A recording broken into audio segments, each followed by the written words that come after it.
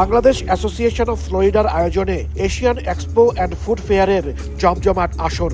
রোববার উৎসবের শেষ দিনে সঙ্গীত পরিবেশন করেন বাংলাদেশি শিল্পীরা। নকুল কুমার বিশ্বাসের জীবনমুখী গান আর এ সময়ের জনপ্রিয় শিল্পী আরজিন কামালের পারফরমেন্স মুগ্ধ করে দর্শকদের। নেপা হোলসেলের টাইটেল স্পন্সরে অনুষ্ঠানে বিভিন্ন দেশের প্রতিনিধিরা উপস্থিত ছিলেন। ছিল ভিন্ন ভিন্ন দেশের সাংস্কৃতিক পরিবেশনা। স্থানীয় শিল্পীরাও নাচ গানে আনন্দে মাতান দর্শকদের।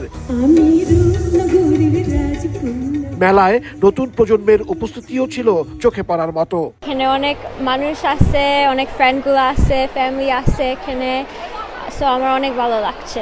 Lots of fun performances and they sell a lot of clothes and they have delicious food here and every single year I come here and I have so much fun.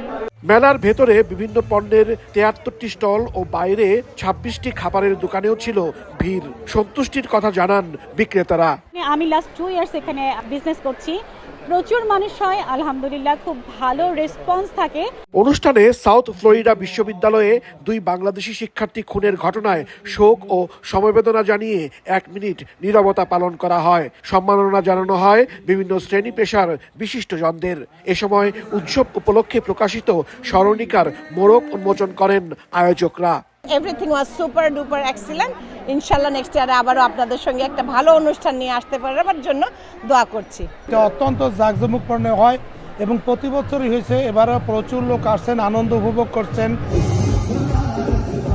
পরে সারেগামার ভারতীয় 2 শিল্পী বিশ্বজিৎ বড়ওয়ানকার ও শ্রুতি রানের গানে মাতেন দর্শক। তারা জনপ্রিয় কিছু হিন্দি গানের পাশাপাশি বাংলা গানও পরিবেশন করেন। সাউথ ফ্লোরিডা ফেয়ার গ্রাউন্ডে 3 দিনের অনুষ্ঠানের মিডিয়া পার্টনার ছিল সময় সংবাদ। ভাঙলো মিলন মেলা, শেষ হলো 3 দিনের Asian expo food fair and cultural show. বাংলাদেশিরা এই একটি দিনের জন্য এখানে অপেক্ষা করেন। তারা আবারও একটি বছরের জন্য এই বিশাল আয়োজনের জন্য অপেক্ষা করবেন। হাসানুজ্জামান সাকি, সময় সংবাদ, ওয়েস্ট পাম বিচ, ফ্লোরিডা, যুক্তরাষ্ট্র।